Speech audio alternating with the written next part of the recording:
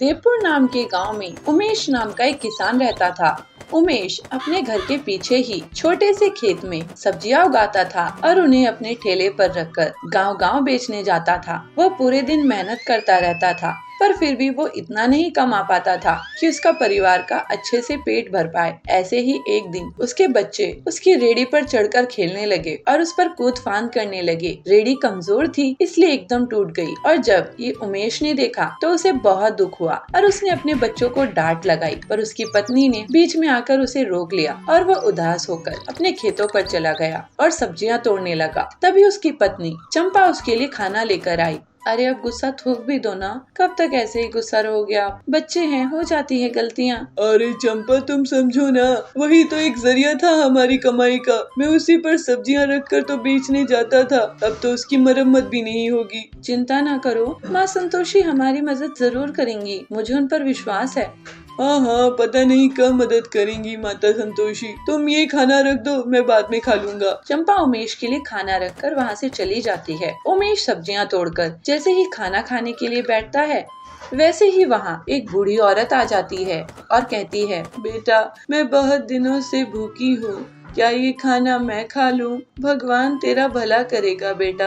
भगवान क्या भला करेगा अम्मा, उसने तो मेरे नसीब में ही सारी मुसीबतें लिख दी हैं, पर मैं तुम्हें भूखे पेट नहीं जाने दूंगा, तुम ये भोजन कर लो। उमेश अपना खाना उस बूढ़ी अम्मा को दे देता है। अम्मा वो भोजन खा लेती है और उमेश से कहती है, बेटा तूने अपने हिस्से का भोजन मुझे देकर अपना कर्जदार बना लिया। ऐसा कहकर वो बूढ़ी अम्मा माँ संतोषी में बदल जाती हैं और उनको देखकर उमेश अपने पैरों में पड़ जाता है। हे माता रानी, ये आप हैं, आपने सच में मुझे दर्शन दिए और मेरे घर का अन्न ग्रहण किया। मैं तो धन हो गया माते। मैं भी तुमसे बहुत प्रसन्न हूँ, इसलिए मैं तुम्हें ये जादुई टोकरी दे रही हूँ। इसमें तुम जितनी भी सब्जी डालोगे वो कभी खत्म नहीं होंगी, बल्कि उल्टा बढ़ता ही जाएंगी और तुम्हारी सारी समस्या हल हो जाएंगी। ऐसा कहकर देवी संतोषी अंतर्ध्यान हो गई और उमेश उस टोकरी में सब्जियां भरकर बाजार ले गया। उसकी आज बिक्री बहुत अच्छी हुई और ऊपर से उसकी टोकरी की सब्जियां भी खत्म नहीं हो रही थी, बल्कि वो बढ़ती ही जा रही थी। उसकी आज कमाई बहुत अच्छी होती है, इसलिए वो बहुत खुश था और ऐसे ही अब उसकी हर रोज अच्छी कमाई होती। वो टोकरी से सब्जियां बढ़ा लेता और खरीदार वो सब्जियां उठा कर ले जाते और ऐसे ही कुछ महीनों में माँ संतोषी की कृपा से उसने अपना एक बड़ा सा घर बना लिया और उसके पास धन दौलत अन्न की कभी कोई कमी नहीं रही। साधुपुर नाम के गांव में सिंदूर नाम का एक लड़का रहता था। वह देखने में बहुत सुंदर था, लेकिन उसकी एक आदत खराब थी कि वह खाना खराब करता था। वह ज्यादा खाना लेकर खाना फेंक देता था। कुछ समय बाद उसकी शादी हो गई। वह घर जमाई बन गया। उसके ससुर ने उसको तिजोरी की चाबी और बाकी सभी जिम्मेदारी सौंप दी और बोले, मैं अभी तक अच्छे से कारोबार चलाता आया हूँ, अब तुम्हें इन सब को कारोबार की जिम्मेदारी को निभाते हुए कारोबार चलाना है। सिंदूर ने अपनी ससुर की बातों को कबूल किया। सिंदूर इसके बाद अपने पत्नी को बार बार कभी खाना, कभी चाय और कभी नाश्ता करवाते सताते रहता था। अब उसकी ससुर को इसके बारे में पता चला तो वह सिंदूर को बोले, तुम्हें दिन भर में जो चाहिए एक बार में क्यों नहीं बोल देते? तो सिंदूर उदासी से कहता है, मैं तो एक साथ बोलता हूँ, लेकिन वो कम पड़ जाता है। सिंदूर के ससुर ने इसके बाद पकाया हुआ खाना कहाँ जाता है इसकी पता लगाने के लिए रसोई में थोड़ी नजर रखनी शुरू कर दी। कुछ दिन रसोई में देखने पर उनको पता चला कि सिंदूर की मांग के अनुसार ज्यादा खाना बनता और वह पूरा न खाने की वजह से बहुत सारा खाना फ्रिज में पड़ा रहता था। इसको देख के चिंतित ससुर सिंदूर को खाने की अहमियत के बारे में सिखाने की ठान ली। एक दिन उन्होंने सिंदूर को बुलाकर कहा, हमारे पहले वाले नौकर के बच्चे की तबीयत ठीक नहीं है, मुझे वहाँ जाना है, क्या तुम भी चलोगे? सिंदूर भी अपने ससुर के साथ जाने के लिए तैयार हो गया। अपने नौकर की बस्ती में जाकर सिंदूर के ससुर ने कहा, मैं अभी रास्ता पूछ कर आता हूँ, इसके बाद सिंदूर वहीं खड़ा रहा। सिंदूर ने एक घर के अंदर झांक कर देखा तो एक छोटा बच्चा भूख के कारण रो रहा था। उसकी माँ ने अपने अनाज के सारे डिब्बे बर्तन देखे, लेकिन वो खाली थे। यह देखकर सिंदूर को रोना आ गया। कुछ देर बाद उसके ससुर आए और उसको अपनी नौकर के घर लेकर गए। नौकर के घर जाने पर उसका लड़का बीमार लेटा हुआ था।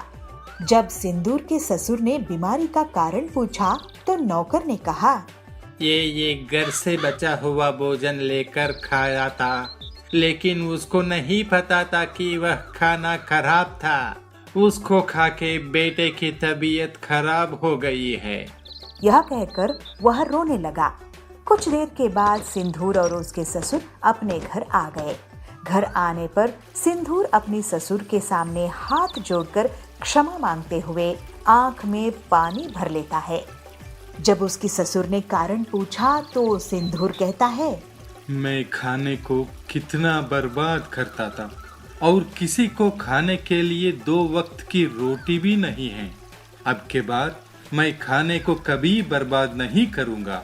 सिंदूर को खाने की कीमत महसूस होने पर उसके ससुर खुश हो जाते हैं और सिंदूर ससुर से कहता है, हमें अन्न को कभी भी बर्बाद नहीं करना चाहिए। इसके प्रायश्चित के लिए मैं अपनी हैसियत के हिसाब से हर दिन अन्नदान का बीड़ा उठाता हूँ। कहते हुए प्रसन्नता से अपने घर के पास के मंदिर जाके अन्नदान पे जुट जाता है।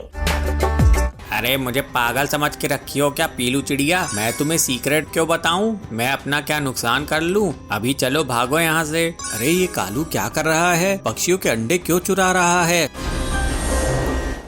एक जंगल में पीलू चिड़िया अपने पति बबलू के साथ रहा करती थी। पीलू वड़ा पाव बेचकर अपना घर का खर्च चलाया करती थी। जंगल के पक्षी पीलू चिड़िया के ठेले से वड़ा पाव खरीदकर मजे से खाते थे। पीलू के वड़ा पाव की बिक्री देखकर कालू कौवा उससे बहुत जलता था और एक दिन कालू कौवे ने भी अपना ठेला पीलू के ठेले के सामने लगा दिया। कालू आवाज लगाकर वड़ा पाव बेचना शुरू कर देता है। आओ आओ वड़ा पाव खाओ, गर्मा गर्म पंजाबी वड़ा पाव खाओ। अरे हरिया काका इधर आओ। वहाँ कहाँ जा रहे हो? वड़ा पाव खाने?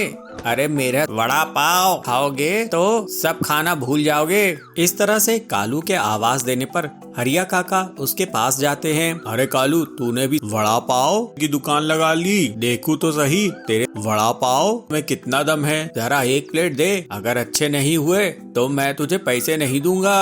अरे हरिया काका, एक बार खा के तो देखो, डबल लोगे।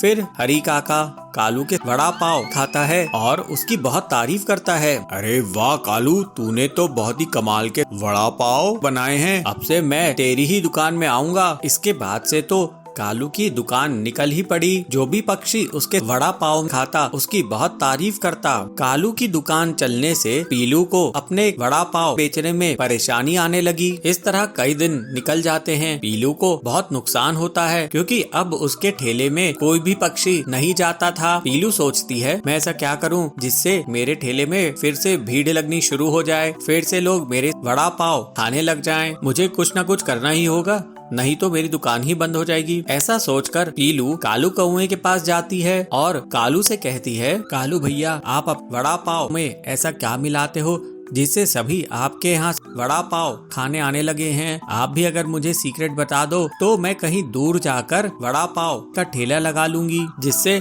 मेरी भी आमदनी फिर से शुरू हो सके। ऐसा सुनकर कालू उस पर गुस्सा करता है।